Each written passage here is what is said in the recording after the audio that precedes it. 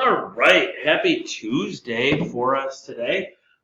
Quick video again here today for you to watch and get a little extra practice in regards to graphing these hyperbolas. Again, we will be doing more of these graphings on Wednesday. Thursday we'll work backwards and we'll come up with equations off of the graphs. Okay, so a left and a right opening a left and a right opening hyperbola on top. Okay, so this one opens left and right because x comes before the subtraction sign. X comes first, we got a left and a right opening one. Y comes first, that's up and down. Okay? One easy way to remember that is whichever of those is positive, that's the way it's going. So if the y is positive, we're going to go up or down. If the x is positive, then we're going to go left and right, okay? Because that's just how the axes are. Okay? All right. So then we had 7 steps in order to graph the hyperbola. First off, we got to figure out which way it's going to open. Then we got to figure out where the center is. Then we got to build that box. Okay, we actually have to build that box on our graph. Okay. Then from that box, we're going to go corner to corner, the diagonals. That's going to be our asymptotes. We're going to draw that out as far as we can on our graph because that's going to be the framework for our hyperbola. Then we're going to go with vertices. If it's left and right, it's the left and the right midpoint of the box. If it's an up and down, it's the top and the bottom midpoint of the box. Okay? That's going to allow us then to draw it in. And lastly, we're going to find our foci. A squared plus b squared equals c squared. Okay? All right? So with that being said, let's do this, man. All right, now we'll do it. Now I got it set up where I got the good graph. I got the way that I want the things to be. Totally forgot to do that. You know what happens sometimes. All right, so first thing we got to do is we got to determine which way it's opening. Well, y is going left and right, so that means, y comes first, so that means it's going to go up and down. Okay. Then we need to come up with the center. Okay?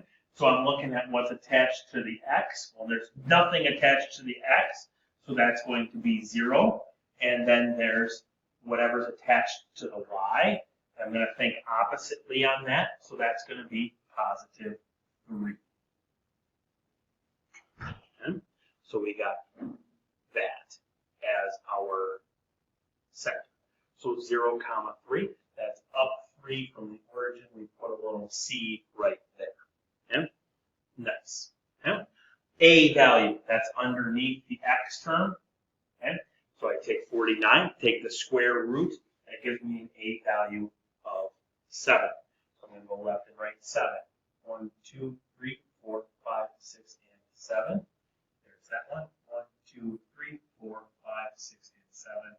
There's the outer edges of our box. Okay. B squared, so that's underneath the y term. So that's going to be 4. Square root of 4 is 2. So we're going to go up and down 2 from our center. That gives us enough information now to make our little box. I'm going to use dots. If you want to dash it, that's up to you. Okay. That's a personal preference, but remember this box becomes the no-fly zone. There's nothing going on in that box other than asymptotes are crossing. Okay. Then let's draw in our asymptotes. I think I chose this color yesterday, so we'll use that color again.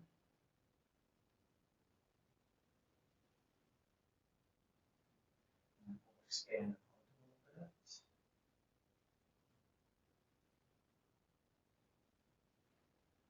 there. Love it. So we can come up with our equations of so the slope of our asymptotes. Move this over here a little bit. The slope of our asymptotes is going to be plus or minus b over a. So plus and minus 2/7. Both of the asymptotes have a y-intercept at 3. Right there. That's our y-intercept. So we can just say then, we can go right to y equals mx plus b because we know the y-intercept. If we didn't, we'd have to use, and we'll do more of these tomorrow in class where the box isn't nice and neat and pretty like this, but we'll do it where we have to use the point slope form. Okay? So this is going to be y equals positive 2/7 x plus 3, and y equals negative 2/7 x plus 3. The intersection point just happened to be the y-intercept. Okay, so good there. Since this hyperbola opens up and down, that means then that the vertices of this are on the top and the bottom part of the box. So that would be the points 0, 1 and 0, 5. Okay. So those are our vertices. That then allows us to draw in the, this one bigger, so then it draws it in, and there we go. We end up alongside our slant asymptotes, and that's how we go. Now there we go. And we end up alongside our slant asymptote just like that. There it is. There we go.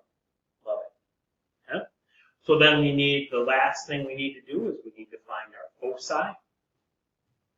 So remember that's going to be c squared is equal to a squared plus b squared. So that's going to be 4 plus 49. So c squared here is 53. So c is the square root of 50. And 53 is one of those numbers that is not divisible by any perfect squares. So we're going to leave it as the square root of 53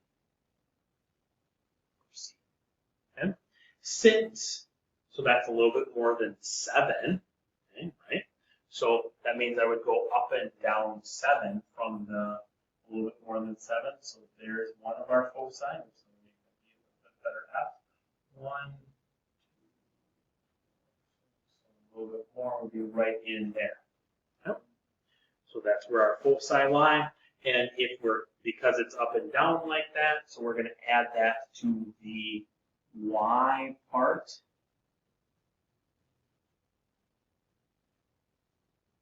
of our center. Okay? So the graph is one thing that we need. The center is another thing that we need. The two asymptotes is another thing, or two other things that we need.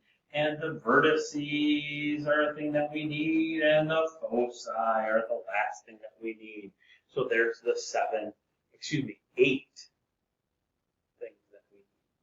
Thanks for playing along. As always, send me a picture of these notes or show me these notes on Wednesday in class and I will give you some extra credit.